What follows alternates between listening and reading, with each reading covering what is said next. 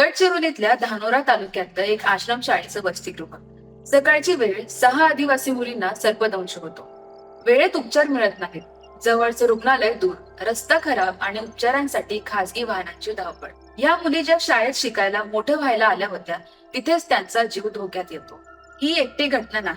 August 2026 मध्ये घडलेल्या याच गडचिरोली प्रकरणानंतर आदिवासी विकास विभागाने एक अहवाल तयार केला आणि त्यातून समोर आलेली आकडेवारी अंगावर काटा आणणारी. नमस्कार, मी राजेश्री स्वागत करते तुमचं बाई माणूसच्या गुरुवारचा आकडा या मालिकेत. मागच्या भागात आपण मुलींच्या मासिक पाळीमुळे होणाऱ्या शाळा गळतीबद्दल बोललो.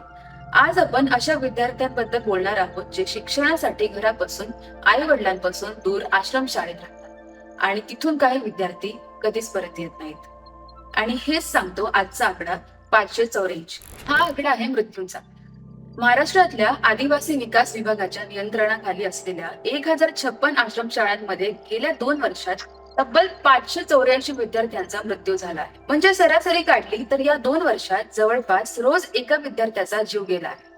हा आकडा वर्षनिहाय बघितला तर परिस्थिती सुधारण्याऐवजी बिघडत चालल्याचं दिसतंय. सरकारी आश्रमशाळांमध्ये 2024-25 या वर्षात 170 विद्यार्थ्यांचा मृत्यू झाला, तर 2025-26 मध्ये हा आकडा वाढून 214 वर पोहोचला. म्हणजे एकट्या सरकारी आश्रमशाळांमध्ये 2 वर्षात 384 मुलं गमावली गेली. यात अनुदानित आश्रमशाळातले आणखी 200 मृत्यू मिळवले तर एकूण आकडा 584 वर पोहोचतो.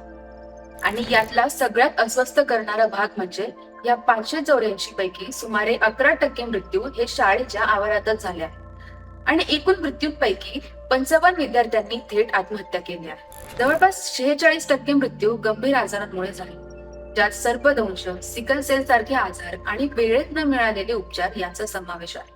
मग प्रश्न पडतो, ज्या शाळांमध्ये मुलांना सुरक्षित चांगलं आयुष्य घडवण्यासाठी पाठवलं जातं, तिथेच इतके मृत्यू का होतात? याची कारणं अनेक आहेत. आश्रमशाळा बहुतांश दुर्गम, जंगल व्याप्त भागात आहेत, जिथे जवळच प्राथमिक आरोग्य केंद्र तासभर दूर असतं. अनेक शाळांमध्ये पूर्ण वेळ वैद्यकीय कर्मचारीच नाही. वसतिगृहांमध्ये स्वच्छतेचा आणि सुरक्षिततेचा अभाव आहे. सर्पदंशांसारख्या आणीबाणीच्या प्रसंगी लागणारं टी-वेनम औषध वेळेत उपलब्ध नसतं. आणि सगळ्यात महत्वाचं, घरापासून दूर अनोळखी वातावरणात राहणाऱ्या या विद्यार्थ्यांच्या मानसिक आरोग्याकडे कुणाचंच लक्ष नसतं. त्यामुळेच आत्महत्येसारख्या टोकाच्या घटना घडतात. याचा परिणाम काय होतो?